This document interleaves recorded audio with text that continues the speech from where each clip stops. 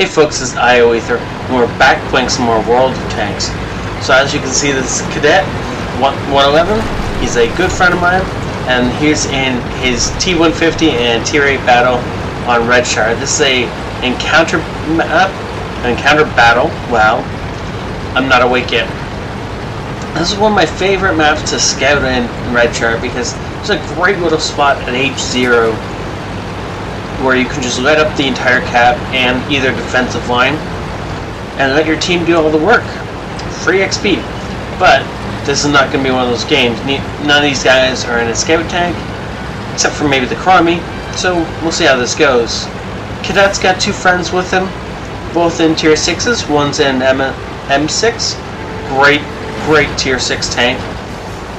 And of course the Cromwell, which I just mentioned. Now the three of them are going to... Wow. Okay, we just got 2 kills, so it's a good start for our team. Now this is a 47%er, which pretty much means that the other team was likely to win, but it's still pretty much anyone's game. Ooh, ISU in the open. He's not quite in the open. Oh look, Cadet can get a shot on him. Now can he hit this shot? Yes, he can. Okay, well that's an ISU down. That's one of their most powerful tanks that just wasted his life. And there's an SU-100 in the open. So our IS is going to go sit in the way, of course, because, you know, it's not like we're going to take a shot through there or something. Cadet finishes off the Flat Panzer. No, sorry, that was a Jag Panther. My bad. The Flat Panzer is what I refer to as the Jag Panther 4 because it's tiny and flat, and Circumflexes refers to it as that, so why not? T-34, that is a good player, that T-34. He is somebody we have to watch out for, and if you don't respect him, you're going to get killed by him. This Jackson is doing something incredibly weird. I've never seen a Jackson try and go head-to-head with a couple of heavies and live, so, well, guess what happened. So Cadet's rolling up on their spawn. Anyone who's still parked over in those trees will have a clear line of fire on him in a bit. But it's not like anyone's still there, as, like our team, they probably spread out across the map. Now, unlike our team, I'm going to guess that most of them went to the cap, whereas most of our team went up to these hills and have encircled their team. Yeah, someone's already in the cap. That's not a horrible idea on Redshire, but you have to be able to defend from a flank push like this. Ooh, this T-34 knows exactly what he's doing. He's making sure that his... Okay. He was making sure that his hull was defended against the people coming over Cadet's way. Unfortunately, he got shot on the side by another T-34, and that is enough to kill him. Our M6 just died, and our Cromie made a rush for the cap. Now the Cromie is going to hold them from capping as long as he possibly can. I don't know what his health is like, but I'm going to guess he took some shots getting there.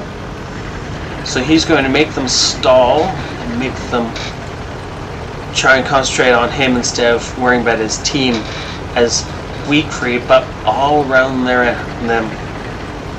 Now we also have a Lux in the cap, and we have a T-34 that's almost on the cap.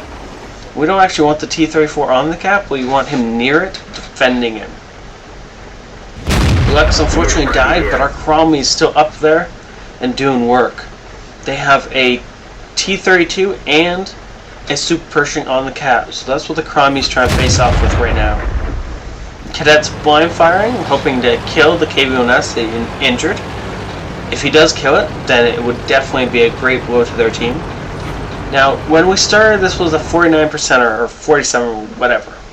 And the reason is it's so drastically shifted is because their entire team turtled. They went to one spot on the map, and they sat there, and they let us encircle them. Anyone who wasn't with the rest of their team got picked off one by one by one, and slowly we killed them. Now, it was an unfortunate miss. It was never likely to hit, considering that he didn't let the aim settle before he fired. And our Cromie is dead. That's sad, but the Cromwell did his job. He's delayed the cap long enough that the rest of our team could get in position to kill them.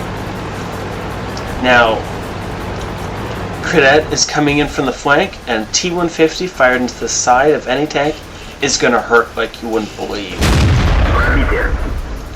This gun reloads faster than the KV-1S gun, and it does almost the same amount of damage, making it a much better choice in my books.